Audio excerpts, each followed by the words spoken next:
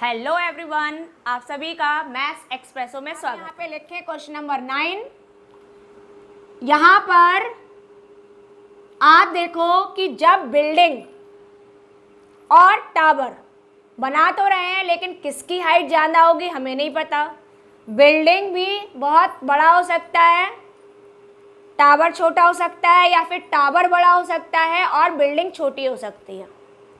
कैसे पता करें? तो यहाँ पर हमें दे रखा है कि जो बिल्डिंग है, जब वो क्या करती है, बिल्डिंग के टॉप पर जाते हैं और हम टावर का बेस चेक करते हैं तो एंगल सिर्फ 30 डिग्री बनता है। लेकिन जब हम टावर के आप टॉप पर जाते हो और बिल्डिंग के बेस को देखते हो तो एंगल बनता है 60 डिग्री। तो कौन सा एंगल ग्रेटर है? 60 डिग्री। कौन बना रहा है? Top of tower. तो क्लियर पता चल गया कि जो आपकी बिल्डिंग है उसकी हाइट बिल्डिंग ऑफ टावर से कम है। तो छोटा कौन हुआ? बिल्डिंग हुई। तो इस तरह से ये क्लियर हो गया और हम यहाँ पे प्लॉट कर पाएंगे। तो ये आपने बिल्डिंग लिया और ये आपने ले लिया टावर, ठीक है। तो यहाँ पे मेंशन कर दीजिए कि इसको आपने टावर लिया है और ये आपने यहाँ पर बिल्डिंग ली है, ठीक है। हम क्या करते हैं, वैसे तो ये दोनों ही परपेंडिकुलरली आपके स्टैंड कर रहे हैं। ये आपका बेस है, ये आपका बिल्डिंग का टॉप है, ये आपका टावर का टॉप है। बिल्डिंग के टॉप पर जाते हैं और हम टावर का बेस ऑब्जर्व करते हैं और एंगल कितना बनाते हैं? कितना एंगल बनाते हैं? यहाँ इससे ये बन गया आपका 30 डिग्री। और जब हम ये इसका यहाँ पर खड़े हो जाएं बिल्डिंग के फुट पर और टावर का टॉप ऑब्जर्व करें तो एंगल बनता है आपका 60 डिग्री। तो क्लियरली हो गया कि दोनों चीज़ें एक फिक्स हैं। तो जिसकी हाइट ज़्यादा होगी उसके लिए एंगल बड़ा होगा। तो इसलिए बिल्डिंग का एंगल कम है तो बिल्डिंग की हाइट कम, टावर का एंगल ज़्यादा है तो टावर की हाइट भी ज़्यादा है। इसके साथ में आपको ये हाइट भी दे रखी है कि टावर की हाइट है 50 मीटर। तो आपने पहले यहाँ मेंशन किया गिवन क्या क्या है। तो गिवन है आपको, इससे पहले मैं यहाँ पे एक थोड़ी सी नेमिंग कर देती हूँ। ये हो गया आपका ए, फटाफट लिखा है, ये बी, ये सी हो गया और ये डी हो गया। तो यहाँ नेमिंग करने से आपको बार बार बिल्डिंग टावर मेंशन नहीं करना पड़ेगा। तो आप पहले मेंशन कर दीजिए आपने किस पॉइंट को क्या लिया है। ए बी बिल्डिंग है और सी डी टावर है। आपको दे रखा है हाइट ऑफ टावर। तो टावर की हाइट कितनी दे रखी है? आपको 50 मीटर दे रखी है। और आपको निकालनी है हाइट ऑफ बिल्डिंग। तो बिल्डिंग की हाइट आपको फाइंड आउट करनी है।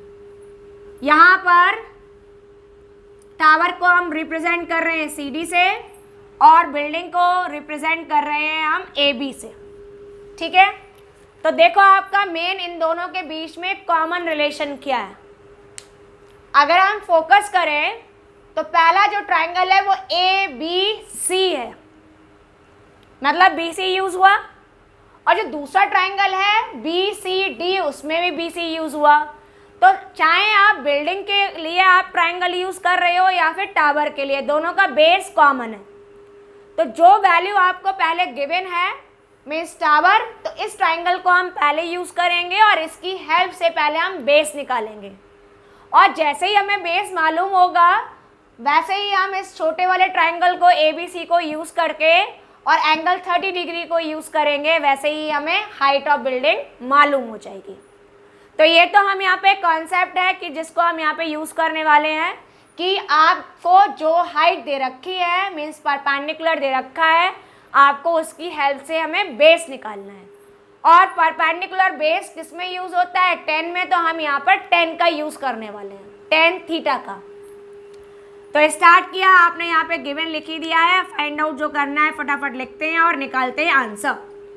हमें निकालना है height of building means the value of AB। तो आपने यहाँ सोल्यूशन लिखा। सबसे पहले हम यूज करने वाले हैं ट्राइंगल BCD। तो आपने लिखा इन ट्राइंगल BCD थीटा है आपका 60 डिग्री, परपेंडिकुलर हो गया 60 डिग्री के अपोजिट CD और ये दे रखा है आपको 50 मीटर।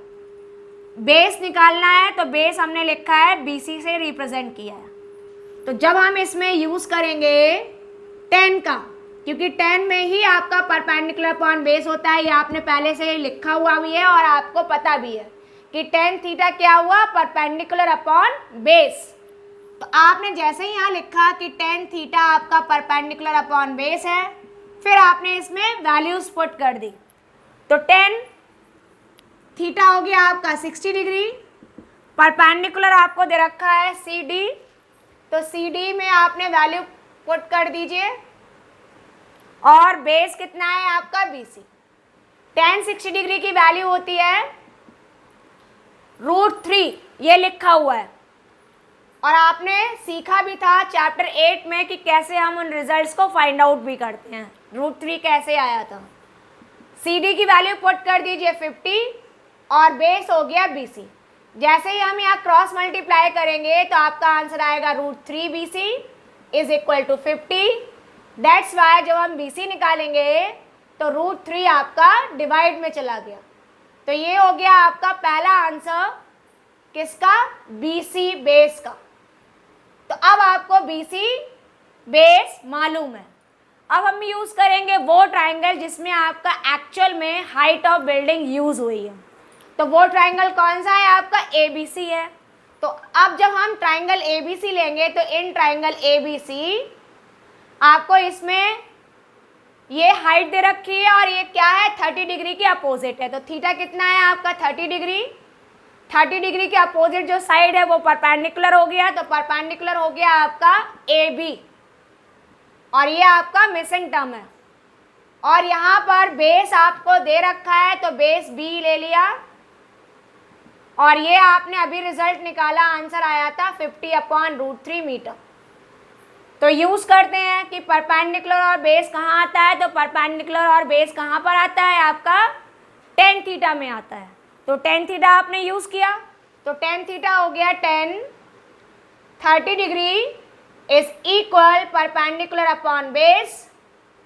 tan 30 डिग्री की वैल्यू होती है 1/√3। परपेंडिकुलर आपको फाइंड आउट करना है AB और बेस है आपका 50/√3। तो जैसे हम क्रॉस मल्टीप्लाई करेंगे तो AB में आपका मल्टीप्लाई इक्वल टू आएगा 1/√3 और 1/√3 में किसका मल्टीप्लाई हुआ 50/√3 का। जैसे ही आपके ये √3 मल्टीप्लाई होंगे AB हो जाएगा 50 कितना आ गया √3 × √3 3 हो गया। और इस तरह से आपको AB means height of building पता होगी। तो आप यहाँ लिख दीजिए therefore height of building is equal 50/3 metre. तो ये आपका फाइनली रिजल्ट निकल कर आ गया। तो ये बहुत आसान सा था कि एक हाइट टावर की दे रखी है और एंगल दे रखा था। तो पहले हमने बेस निकाला और फिर बेस की हेल्प से हमने बिल्डिंग की हाइट निकाल ली।